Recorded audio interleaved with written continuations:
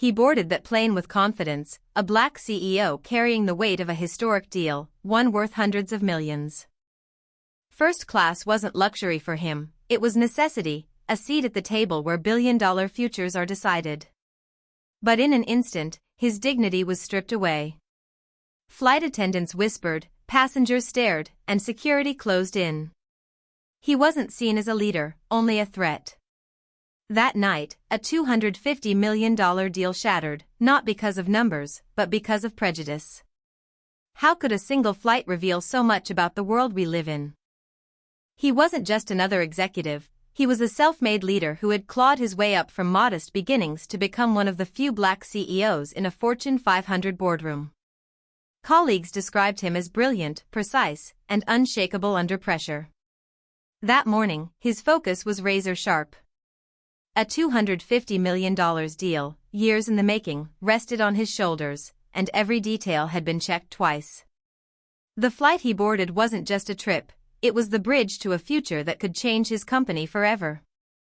Yet beneath the polished calm, there was always an edge of tension. Success hadn't shielded him from the subtle stares, the whispered doubts, the reminders that no matter his title, the world often saw his skin before his achievements. And as he settled into his first-class seat, that truth was about to surface in a way he never expected. The seat felt like victory, smooth leather, wide armrests, the quiet signal that his years of sacrifice had paid off. But as the other passengers filed in, the looks began. Some curious, some confused, and a few that carried an edge he knew all too well. He kept his eyes on the documents in his lap, the $250 million deal that could redefine his company's future. But he could feel it, the weight of being out of place in the eyes of others. A flight attendant leaned closer, her smile tight, her voice clipped. "Sir, can I see your ticket again?" He handed it over without hesitation, the first-class stub shining clearly in bold letters. She studied it longer than necessary, as if searching for a mistake. Then came the second attendant, repeating the same request. Whispers floated from the row behind. A man in a suit muttered something under his breath that made two others chuckle. His throat tightened, but he stayed calm, he had learned long ago that composure was its own armor. Minutes later, two airline staff appeared, their tone firmer. "Sir, we're going to need you to step out of the seat for verification." He blinked, stunned. Verification? He had already shown his boarding pass twice. Around him, phones tilted, passengers pretending not to record while capturing every second. His skin prickled with humiliation as he rose, the murmurs swelling like a storm. He was escorted toward the front, the eyes of strangers burning into his back. Every step away from that seat felt like a stripping away of his identity, not a CEO, not a leader, but a man reduced to suspicion. Security was waiting near the gate, hands resting casually on belts, ready for a confrontation that hadn't even begun. His mind spun, not just with anger, but with the consequences. The deal. The partners waiting on the other side of this flight. Every delay meant missed opportunities, every accusation chipped away at the respect he had fought to build. When the officer asked for ID, he presented it steadily, his company's name gleaming in embossed letters. Still, the questions came, is this really your seat? Did you purchase it? Are you traveling alone? The implication was clear, success was unbelievable unless proven beyond doubt. As the interrogation dragged on, the first-class cabin door closed. His seat, the one he had paid for, earned, was given away without a word. He was rebooked in coach, sandwiched between strangers, his laptop pressed awkwardly against the tray table. From first-class leader to a man barely seen. The humiliation burned, but worse was the time slipping away. Calls he couldn't make. Papers he couldn't review.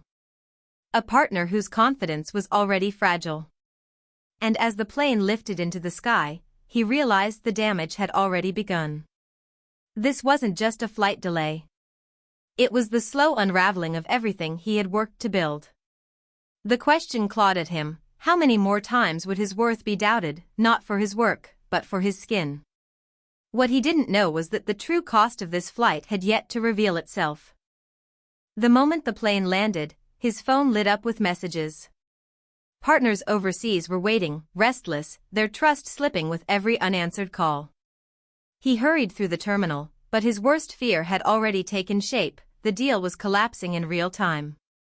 By the time he reached the boardroom, faces that once greeted him with respect now carried suspicion. They had seen the videos online, a black man escorted out of first class, surrounded by security. They didn't see a CEO, they saw a headline, a liability.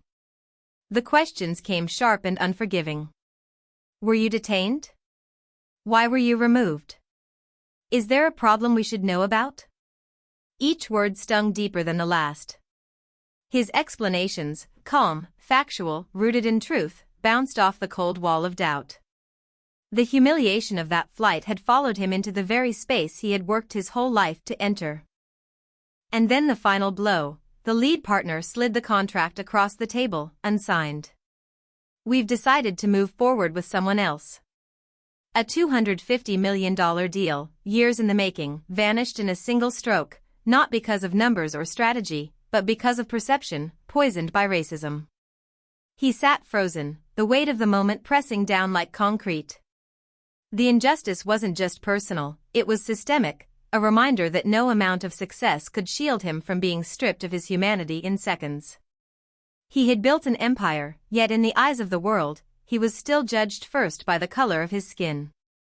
And as he left that room, empty-handed, one thought echoed louder than the rest: if this could happen to him, what chance did anyone else have? He walked out of that boardroom carrying more than the weight of a lost deal. He carried the invisible scars of a system that had once again reminded him where it believed he belonged. The $250 million partnership was gone, not because of his competence, not because of his company's strength, but because of an image crafted by prejudice. In the days that followed, he replayed the moment in his mind, the boarding pass in his hand, the disbelief in their eyes, the way his seat was taken as if he had no right to it. For him, it was more than humiliation. It was proof that no matter how high he climbed, the ladder was always shaking beneath his feet. The boardroom, the airplane, the streets, different settings, but the same message whispered over and over: you don't belong here. And that message doesn't just silence opportunities, it destroys futures. Yet his story wasn't just his own. It was a mirror reflecting what countless others endure daily, being questioned, doubted, and diminished for nothing more than the color of their skin. Some lose deals. Others lose jobs. Too many lose their lives. He knew the deal would eventually be replaced, but the damage ran deeper than business. It was a reminder that change isn't found in contracts or boardrooms, it's demanded in conversations, in accountability, in refusing to accept silence. Because this wasn't just the fall of one CEO, it was a warning of how racism still robs talent, progress, and dignity from millions. The question is, how many more voices have to be silenced, how many futures have to be stolen, before the world finally decides that enough is enough?